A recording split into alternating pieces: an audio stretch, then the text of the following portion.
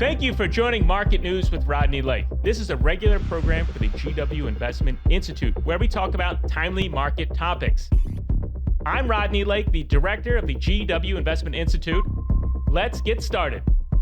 Welcome back to Market News with Rodney Lake. I'm your host, Rodney Lake. Today's episode, coming from Duquesne Hall in the showroom here, we're going to be talking about what we talk about in class, a general overview of market news, because there is so much going on. And we record these episodes and then they come out. So for this, it could be ancient news by the time it hits. However, that said, there's so much happening. And again, this is a GW Investment Institute program. This is educational, informational only. All right, what's happening in the news? And so we're going to talk about a few specific companies, but overall, the tariffs continue to dominate. Liberation Day was announced, and all these reciprocatory of this calculation that the Trump administration did for these tariffs, I think surprised even the people who thought, okay, they could be very aggressive, even much more aggressive than that. Then there's been some back and forth. There's pause put on, some exceptions made for Apple, for NVIDIA. So these things are very relevant and have helped, on certain days in the market. But the market has really been all over the place and really trying to find its footing. Now, what do you think the lows are? That's going to be difficult to know, but these negotiations are ongoing. Today is April 22nd when we're recording this, and so the World Bank and IMF meetings are right here in town, right close to campus, right across the street, literally from us. And so there's certainly, negotiations happening around what's Europe doing with the U.S. and what, everybody is focused on is that, all these bilateral trade negotiations need to happen in pretty short order to calm the markets down, and they are not. Now, what's the Trump administration's agenda? It's obviously a couple-fold. They're trying to bring back manufacturing here to the U.S. That is a long-term effort. That's not going to happen in the short term. Certainly not going to happen in a couple of days. And so you're definitely hearing business leaders, and you had some of the biggest retailers, including Walmart as an example, visiting the White House recently. And the administration is listening to them about what's going to happen on these tariffs. So that is very important. But if you listen to what's happening with companies and their announcements, it is a mixed bag. People are definitely concerned, but the underlying fundamentals of the economy still remain quite resilient. And you have people like, for example, United Airlines effectively giving two sets of guidance saying that, hey, under a recession scenario, this is what we look like. And under a regular scenario, this is what we look like. And so that absolutely helps, people try to understand the environment, but also puts in uncertainty to say, like, look, we're not going to give a single set of guidance. And some companies are suspending guidance. And they're saying, look, we're not going to talk about guidance at all right now because it's too uncertain. Our sort of, hit from these tariffs, we don't know exactly what that's going to look like right now. Is there going to be a deal done before we get to the finish line for the pause here? That's going to be difficult for us to know. And so you have these companies suspending guidance, and that's not helping the markets really trying to find a footing here. And so you've actually seen interest rates tick up a bit, the 10-year number, and you actually see equity markets go down. Now, that tends to not happen. And you see the dollar weakening. You typically see when there is a flight to quality, that's into the bond market, but you're actually seeing the reverse. You're actually seeing, these things, maybe it's not even reverse. You're seeing these things be correlated with each other on the downside. That's not typically the case. Weakness in the dollar, weakness in the bond market, in particular the 10-year going up, and weakness in the equity markets. That's not what has happened in the past. Now, these are unconventional times to say the least, and so maybe we should expect some unconventional things to happen here in the short term. But if you look back and you say, okay, well, hold on a second.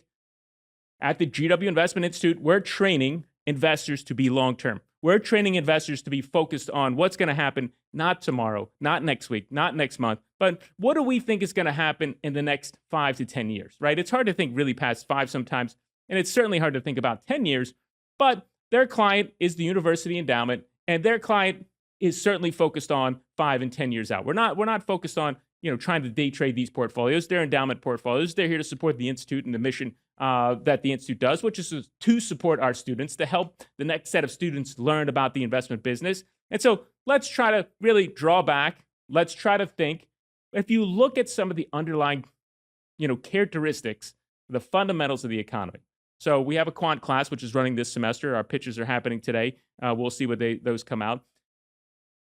What's happening? The unemployment numbers still remain fairly good. 4.2%, for example, that's nearly full employment. So you're talking, okay, there's certainly a lot of mix happening, but that's good. You're seeing growth numbers being okay for the forecast. So, GDP in the U.S. obviously is not going to grow at 5%, but 2% is not a bad number. Positive growth in general is good. And if you look at, to the other parts of the world, Europe's going to be below that.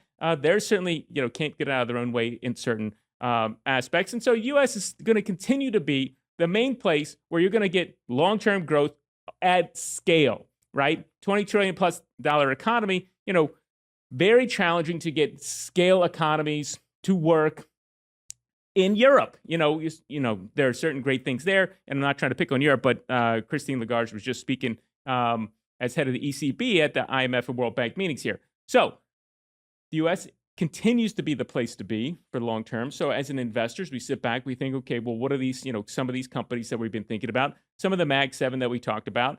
And I do think that, there's going to be some opportunities if you're really considerate, if you're really thoughtful to think, okay, well, some of these companies are going to be hit. Some of these companies are going to have a real issue with what's happening with the tariffs, and they're going to be impacted.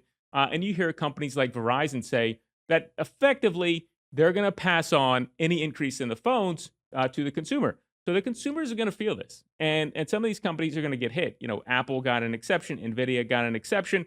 And then we think about a company like Amazon. Their products, many of which that are sourced from China, that's going to have an impact on the purchasing power for their clients and saying, well, love the free shipping, but the prices of these products have gone up much more dramatically than I expected, much more dramatically than I'm ready to pay for. And so you could see a reduction in consumption. You could see a pullback in the demand in the short and intermediate terms here. And so that could hurt a company like Amazon. But one of the things that's also important as investors to think about, these management teams are not going to stay on the sidelines and say, well, this is just what's happening to us.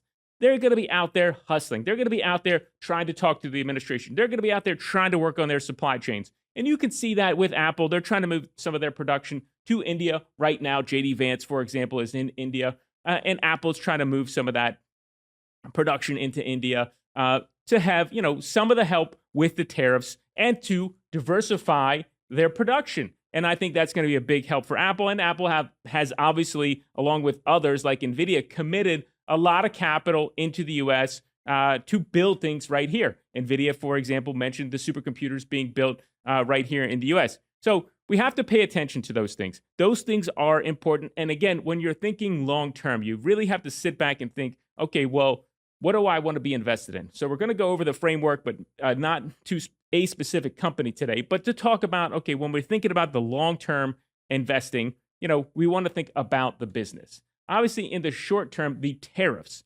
all the uncertainty are going to impact the quality of the business. So if we have to pass on these prices to the consumer, that's really going to hurt us, right? If we don't have a lot of pricing power. But even if we have some pricing power, some of these tariffs, 145% on Chinese products, effectively embargo right now, and 125 for them on the other side. This is very challenging. Even if you have pricing power, tough to price that in.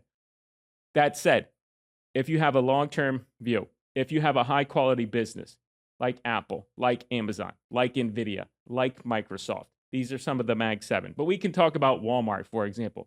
These are high-quality businesses, and Walmart is absolutely going to be impacted because they source a lot of their products from China, right? Always low prices. That's the deal at Walmart, and people appreciate that. And people go there for the deals that they can get at Walmart and for their sourcing and for their expertise in the supply chain. But also, Walmart's not going to sit on the sidelines and say, look, hey, we give up. We're done. Pack it up. That's not what's going to happen. These management teams are exceptional when you think about the business. We want to be involved with these high-quality businesses. But at the same time, this is really where it shows, okay, pay attention to management. And so for our analysts, one of the things that we try to tell them is that during these extremely intense periods is a fantastic time to learn. And sometimes you pay tuition to the market, but it is a fantastic and fabulous time to learn. Pay attention to what these management teams are doing during this period. The highest quality management teams are going to try and they're going to work very hard to position themselves to have, the least amount of impact that they can from the tariffs, or possibly be opportunistic? Are there things that they can do on the upside? So it's really important as an analyst. Of course, we got to pay attention to the quality of the business over time. What are the gross profit margins? What are the profit margins? What's the return on capital? The Joel Greenblatt magic formula, that's part of that. So pay attention to what's happening there. And of course, some of the things that we talk about, look at the return on equity, the DuPont formula. It's a pretty simple equation. Profit margin times asset turnover times the equity multiplier. Think about those things as part of the business. Now, those are calculations. Those are numbers that you can grab. But then you think about management. There's some qualitative things that you have to pay attention to. And over time, what's their M&A track record? But specifically right now, what I'm encouraging our analysts and anybody that's watching the show on YouTube or listening to it on, the podcast, is to think about what these management teams are doing right now. And I encourage you to pay close attention to the actions that they are taking during this really intense period, because that is going to highlight their acumen around, how to deal with difficult situations. And so if you rewind back to what happened in COVID, if you rewind back to what happened in the 2008, and even further back for those of us that were in the markets during the dot-com boom and bust, you're trying to figure out how these teams are going to, navigate these challenging circumstances. And so it's going to give, you more confidence or less confidence in these teams. And so, we're encouraging our analysts, pay attention. You're going to find high quality management teams. They're going to figure out ways to navigate through this. Some of these teams you might already be invested with. I think Tim Cook has been particularly good at navigating these waters before. And, time will tell, maybe, it'll be different this time. If you look at one of the surveys that just came out for people that are looking to upgrade their iPhones, it's over 50% in the next year. So that's a pretty high number. People seem, confident that they're going to stick with their Apple devices and they're going to get the next version. And so, that is loyalty to the brand. That is brand, and that is going to be some pricing power in there. Again, not infinite pricing power. Certainly at 10% or 20% or maybe even 30%, 145%, maybe not. But it shows some confidence in the brand. That's high quality business. Look at the management team. Now, the valuation. Some of these companies have been selling off. And if you look at the valuation, and we'll pick one in particular here, we'll pick Amazon. Maybe we'll talk about a couple. But let's talk about Amazon first. You're absolutely seeing a dip in this valuation. And so this is a time to high grade your portfolio. Again, not investment advice. But what we encourage our analysts to do is let's think about what are the highest quality companies that we can own during this stress period. So let's make sure that we get out of these things where we have less confidence in these management teams. Let's get out of these things where we think like, well, these were okay businesses, or maybe this didn't work out on the investment thesis that we thought. And let's high grade our portfolio on our highest conviction ideas where we think these management teams are rock solid and we're in great businesses, again, like Apple, like Amazon, like Microsoft, like NVIDIA. And let's make sure that we find the capital within our portfolio, even if we don't have new capital, and deploy that against these names. Make sure we're high grading the portfolio whenever that we can.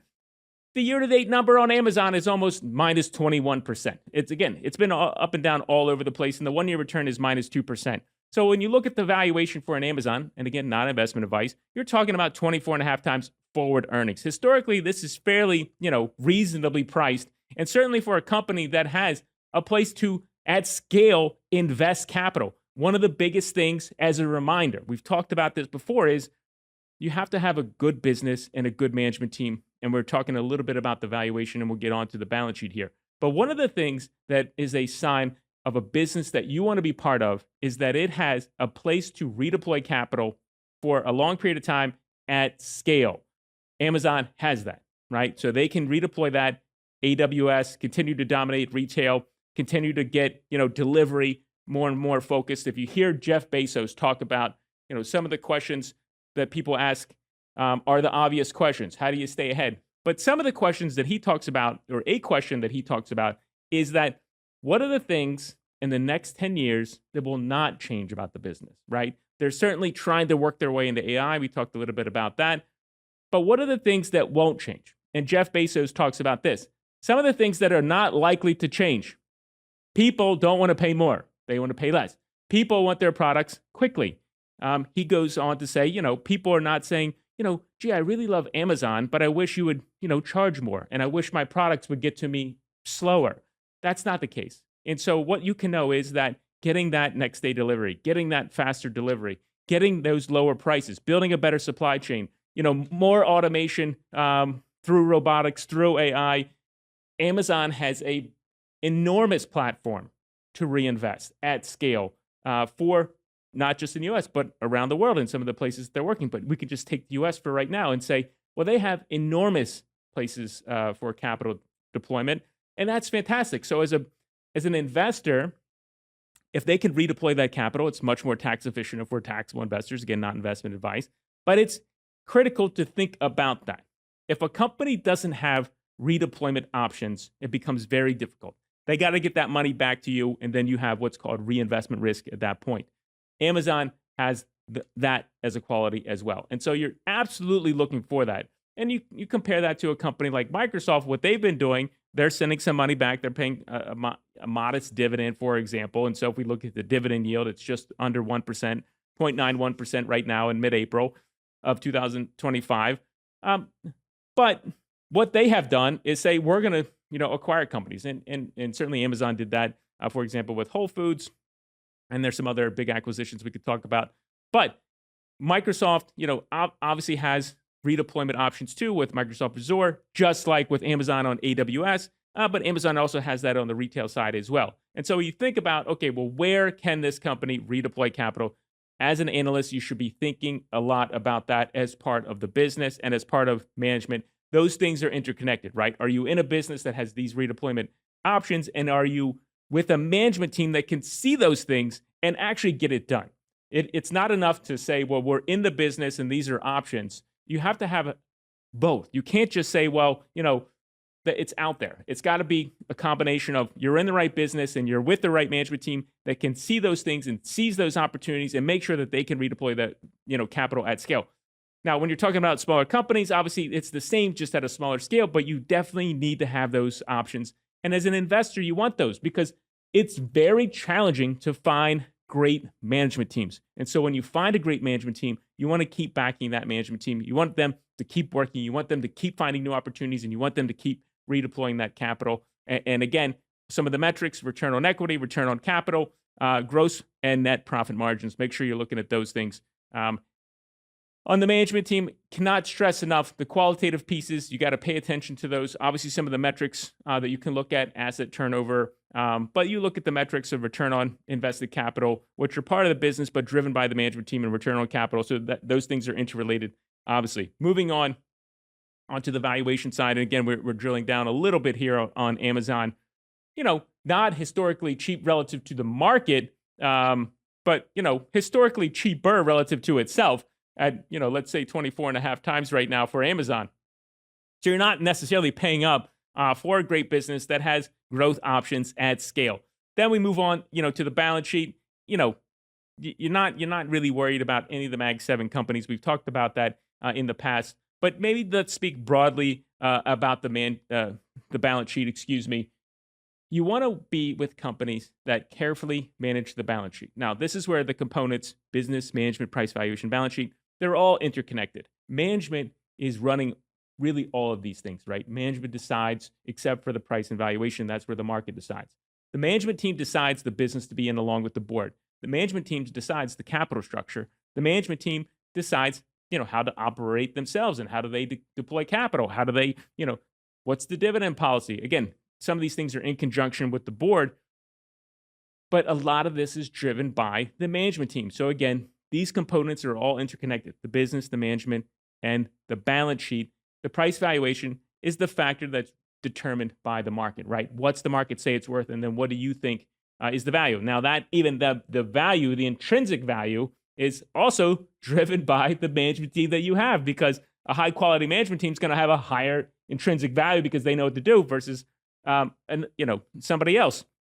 I guess to bifurcate that on the price valuation, it is the price that is set by the market, and the intrinsic value, the valuation that you decide as an analyst, is really connected to those other components, including the management team as well. But on the balance sheet, back to the balance sheet piece, look for companies that are well capitalized. If you're an equity investor here at the GW Investment Institute, we're equity investors.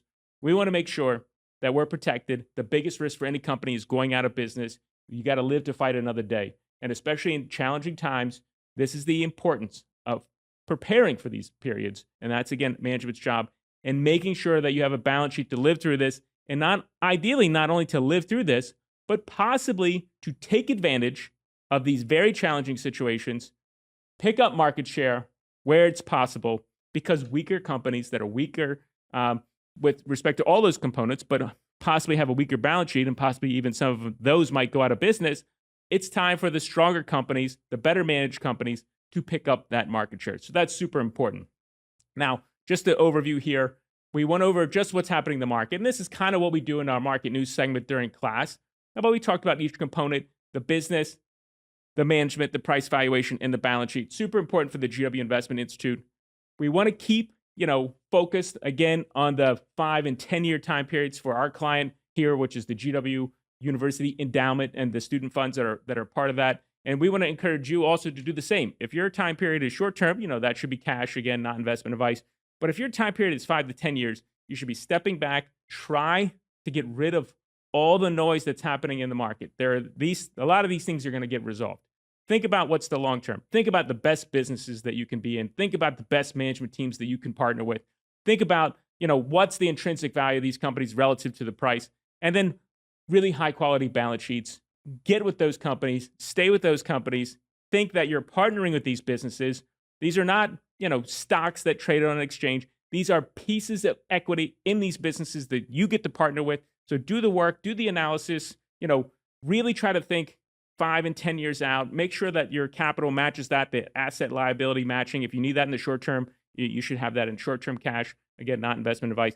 But if you can plan for the long term, if you can invest for the long term, you absolutely should be, and you should be focused on asset liability matching 5 to 10 years out. Let's find a great business. Let's find a great management team that we think is honest and capable, that can run this company. Let's find the intrinsic valuation where we're not overpaying, but we're probably going to have to pay up for a high quality business. And let's find a high quality balance sheet. That's it for this episode for Market News with Rodney Lake. We look forward to seeing you on the next episode. Thank you for staying tuned.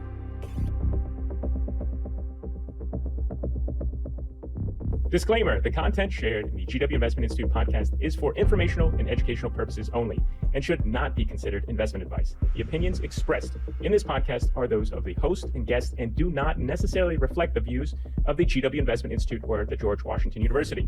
Listeners should not act upon the information provided without seeking professional advice from a qualified financial advisor. Investing involves risks, including the loss of principal. The GW Investment Institute, the George Washington University, and the podcast hosts do not assume any responsibility for any investment decisions made based on the content of this podcast. Always conduct your own research and consult with a financial advisor before making any investment decisions.